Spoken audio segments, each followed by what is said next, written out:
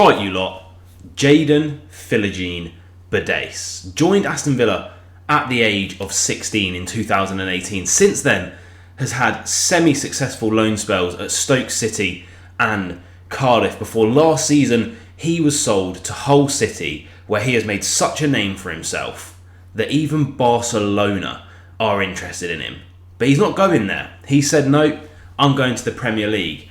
Here is why I think Jaden Philogene-Bidace is going to be an absolute smash in the Premier League next season. There's 3 to 4 clubs interested in him. We're going to go through it all. We're going to go through his stats and why I think he is truly a special player that has a good chance of getting an England cap next year. But first, before we get into all of that, if you do enjoy football content on YouTube, specifically centred around the Premier League, be sure to like, subscribe, put the notifications on. You can see it all below.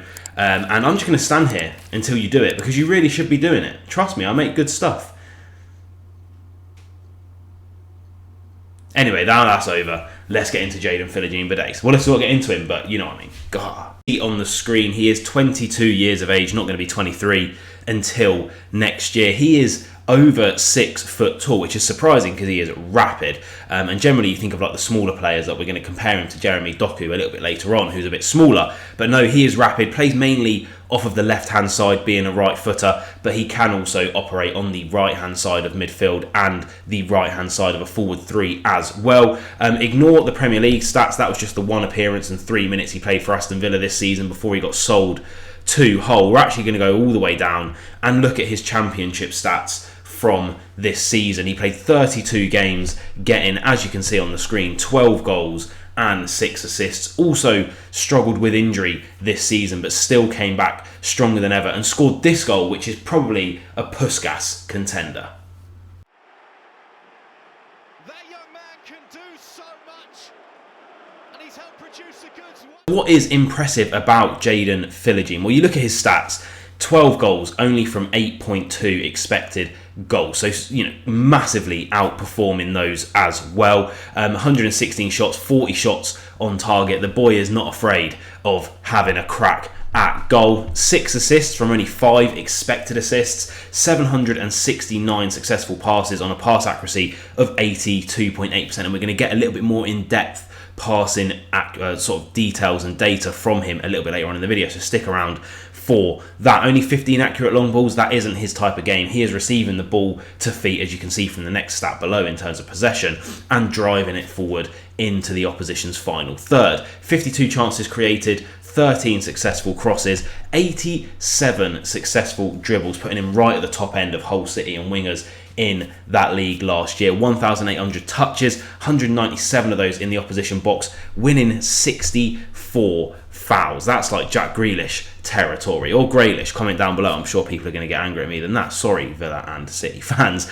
He won 48 tackles though last season off a 61% success ratio. That is incredible, even for Premier League defender standards. 242 duels won, 21 interceptions, 36 blocks, 134 recoveries, and 28 times he won possession in the final third. So he's not afraid to muck in. I feel like the Championship really installs that in players. It doesn't matter who you play for in the Championship, you've got to get stuck in and do the dirty work. How does he compare to some different types of players? Now, I thought we'd compare him directly to the team that won the Premier League last year, Manchester City, and who are their wingers. Effectively, Jeremy Doku and Jack Grealish I've picked for a very simple reason. Jeremy Doku, bit of a similar style of player to Jaden Philogene, as the sense of he likes to receive the ball and drive into the opposition's final third. And then Jack Grealish, a different type of player, a bit more of a hold-up wide player who can drift inside and make things happen. So let's see how Jaden does compare. Now, obviously he played more games and minutes than them, so we have to take that into consideration. We will be looking at their per 90 stats as well. But in terms of shots, he's absolutely demolished them. 12 goals absolutely puts him head and shoulders above these two. Open play passes, he nearly doubles Jack Grealish's from last season. He actually pretty much does double the amount of chances created, more than Doku, more passes attempted and completed than both. And surprisingly, his pass accuracy holds up. Jack Grealish only an 87% pass accuracy, and you think of him as one of the premier players in the Premier League. Only missed out on the England squad barely, and apparently the England squad were fuming about it. And only a 4-5% difference. Long passes he completed more. Obviously, I mean that is ridiculous. As if 14 passes, he just done all of them perfectly every time. Fair enough, Jeremy Doku. I was not familiar with your game.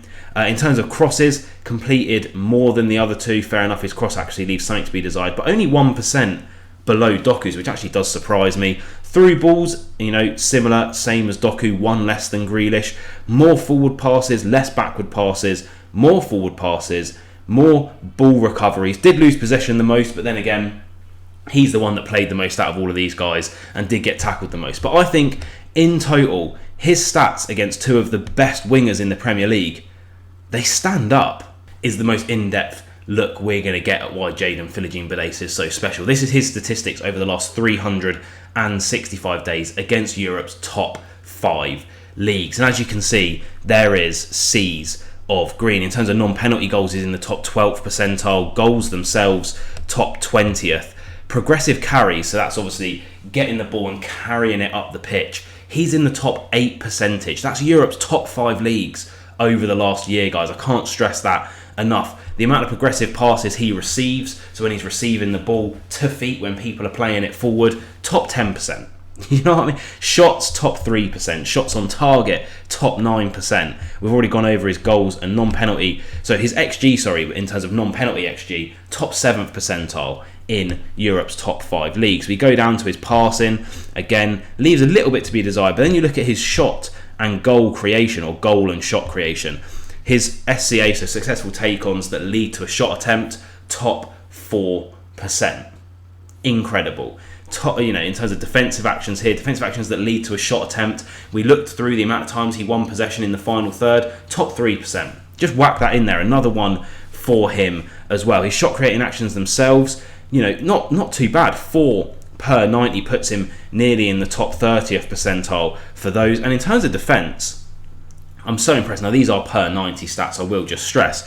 But in terms of his defensive actions, again, this is against wingers in Europe's top 5 leagues, he's pretty much in the top 10th percentile for every single metric imaginable, which is very, very impressive, and I think could lend itself quite well to a team possibly battling relegation next season in the Premier League, to have a player who's such a creative wizard going forward, but also really mucks in defensively, gets stuck in, and helps out the team. Top 10th percentile across all of those metrics effectively.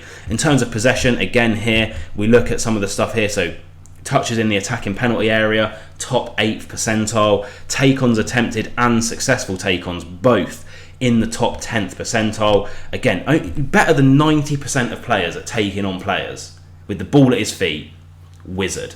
Carries, top 25th percentile. Total carry distance, in the top 20th percentile, and his progressive carrying distance. So again, I mentioned this earlier on, receiving the ball to his feet, we already know he's in the top 10th percentile for that, but actually turning on the ball and driving his team forward, gaining yards. I know it isn't American football, but gaining yards up the football pitch, progressing his team into an attacking phase of play, top 16th percentile. Carries into the penalty area. What do I have to say about Jaden Philogene-Bidace? Top 2% of Europe's top 5 leagues, wingers, over the last 365 days. That's Jaden Philogene-Bidace carrying the ball into the penalty area and making things happen. I mean, it's honestly, tackles one, he's in the top 4th percentile. He is an absolute wizard, and I really wish Aston Villa would be re-signing him, but it looks like he's going to go to some different clubs. Let's have a look at his suitors, where he fits, and what I think he'll do for those clubs. So potential suitors for Jaden Philogene-Bidace. Quickly, I will exclude Villa from the conversation. I believe we're not interested in re-signing him, even though we do have priority, I believe, if we wish to open talks with him. I personally would absolutely love him back at Aston Villa. Could you imagine a left-hand side of Morgan Rogers and Jaden Philogene-Bidace? It would be insane. Two of the brightest young English left wingers in the country. But it's not going to be us.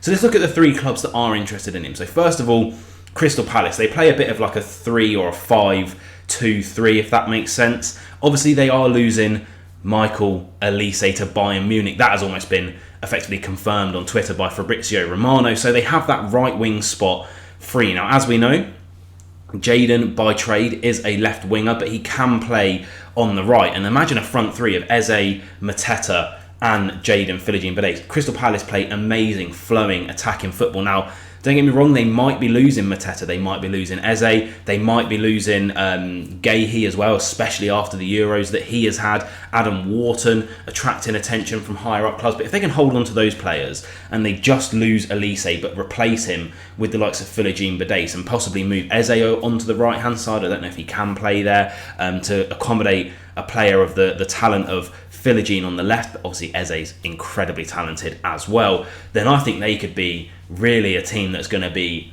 cooking next season and definitely be one to watch. He fits into their team, I think, seamlessly, effortlessly. He fits the Crystal Palace mould of player, the skillful, techie, ball at his feet, runs at people, makes things happen, exciting. Under Glasner, they have been an absolute revolution, and I really enjoy watching them play. So I'd actually be I would like to see Jaden go there. I mean, I wouldn't like to see him go there because I want to see him come back to Villa, but he would fit very nicely. The next team that are interested in are Everton. Now, would Dyche ruin Jaden Philogene-Bidace? I think probably not, because again, we've seen his defensive actions. He's in the top 10th percentile for effectively every defensive action under the sun per 90 last year.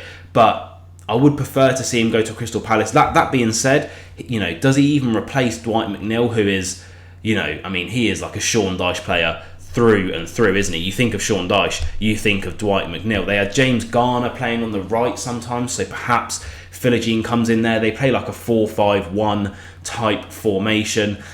He would fit into that Everton team. Don't get me wrong, I think he fits into every team. I just think he's a better fit for Crystal Palace. And then finally, Ipswich.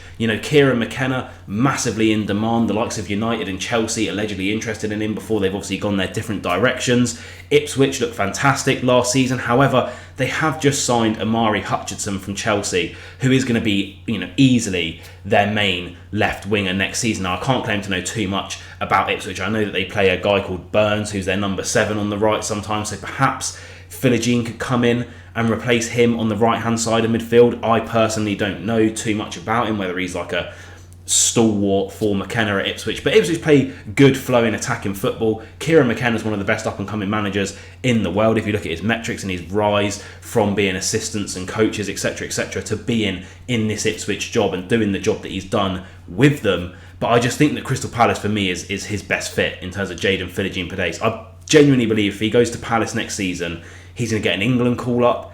He'll get easily double digits in either goals or assists, or maybe even both.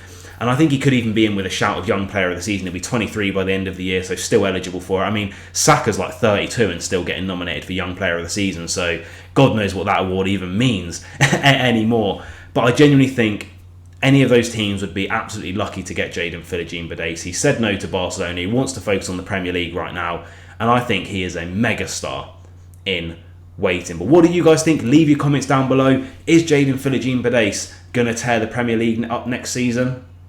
I think yes. See you guys soon.